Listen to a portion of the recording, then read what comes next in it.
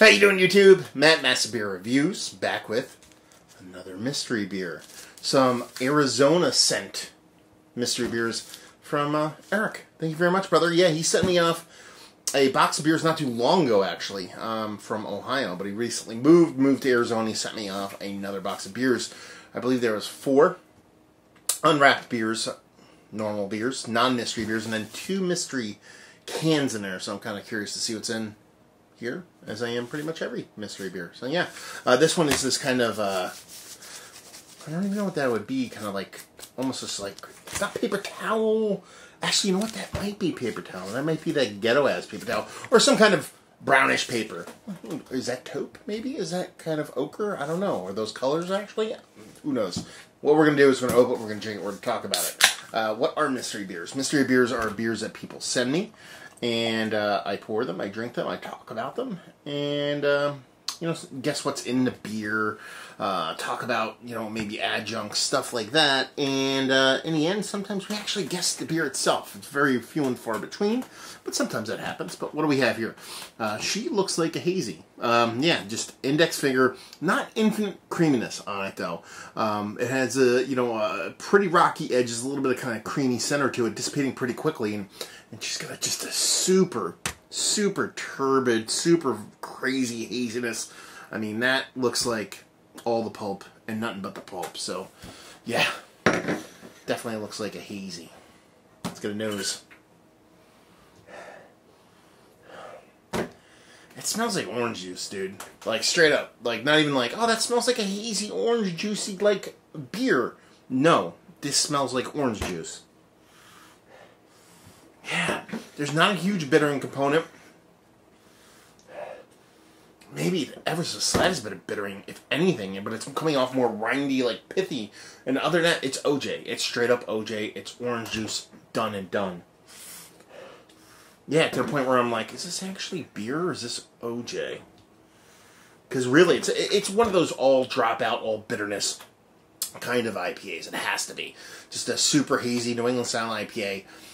With 0 bitterness whatsoever, at least on the nose, let's put it that way. Because I'm trying to get something else. I'm just getting sweet, delicious orange juice. So let's dive in. Cheers. Okay. You do get some bittering in the taste. It comes off nice, soft, green, a little bit of danky, weedy greeniness. But other than that, it's all pulpy, rich, pithy, rindy, juicy OJ. And that's pretty much it. It's got that nice, rich, sweet OJ component on one end. That soft, zesty kind of green, pellety green, a little bit of danky green hop on one end. Nice sweetness to it. It's actually not super dense. It looks super dense, but it has more of like a kind of like, again, OJ kind of drink, like a drinkability to it. Like a really pulpy, extra pulpy kind of OJ density to it. Yeah, that's it. I mean, I think it's freaking tasty as fuck. Why? Because I love fucking orange juice. So it is reminding me of all the bits and pieces of what orange juice is. Down to that kind of... And if I get orange juice, it's going to be that kind of super overly extra pulpy kind, where it gives you a bit of that kind of rindy kind of pulpiness, kind of little bit of bittering component on that sweetness, even just in plain orange juice. And this kind of mimics that all that well. So, yeah. Let's cut to the chase. I didn't even talk about the beer at all, really, as far as what I think it is. Knee-jerk, I want to say it's somebody's single IPA. New England style. No additional adjuncts. But I'm going to go double IPA. Because there is a hop burn to it, but there's some oomph to it. So I feel like it has a little bit of extra going on. So it's somebody's New England style double IPA.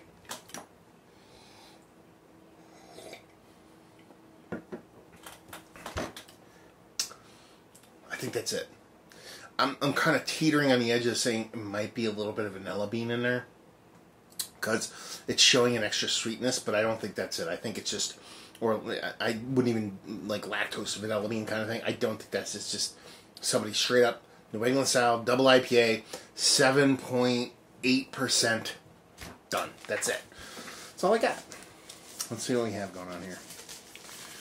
It is going to be just a can of orange juice.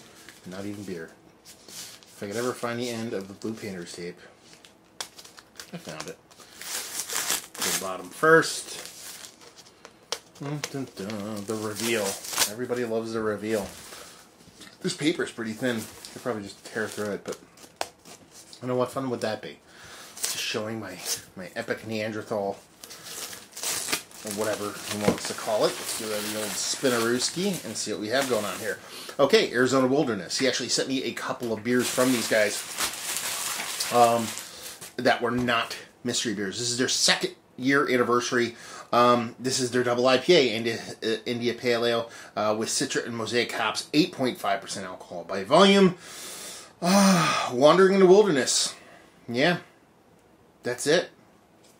Pretty easy, to be perfectly honest with you. I mean, there really wasn't much else to it. I mean, it was kind of just, somebody's big, huge double IPA with a bunch of hops thrown at it. I didn't call it, like they say with Citra and Mosaic. It's this extra super DDH to the nth degree. They don't even kind of throw it on here, but for a fact that it's just got craps of things and bits and stuff thrown at it. It is 2 weeks old, so it's fresh as F.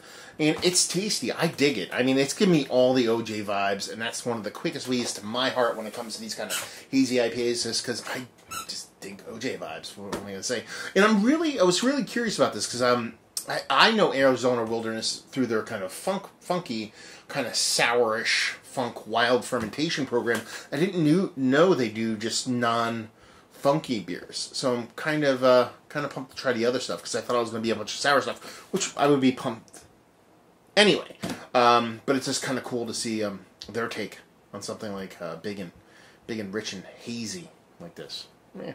But yeah, I've heard great things. I had one beer that was a collab from these guys, so my exposure is limited. So thank you very much, Eric. It was a super fun mystery beer. Very simple, very basic, but sometimes those can kind of trip you up. But yeah, I did pretty well. What did I say? 7.9%. So, 0.5% off. And that's that. Let's talk about it. Is it one of the better double IPAs that I've had as of late? Honestly, yeah. Definitely not only in the conversation, but up there. Listen. I said at one point, especially in the nose, I was like, this smells just like orange juice, super pulpy orange juice. And that's fantastic, at least for me. So it's giving you all those super crank to the nth degree hops to your face, 2x4 to the face of hops, which I can get down with. So it definitely works for me, especially in the hazy New England style category. Value and availability, no idea. Maybe Eric can chime in, let us know what's what when it comes to how much this actually costs, and leave you with, if you like, what will you like this beer? If you like orange juice, big, huge double IPAs, and just hops to your fucking dome, because that's what you're going to get in this. That's not too shabby, especially if that's what you take. So there you go. Another review in the books. Mystery, mind you. Down there if you want to talk about it. Massive Beers if you want to check me out doing the social media stuff. Beer Massive if you want to check me out doing the whole podcasting thing. And hopefully you guys enjoyed the review. Hopefully enjoying a nice big hazy right now. And hopefully see you next time. Cheers.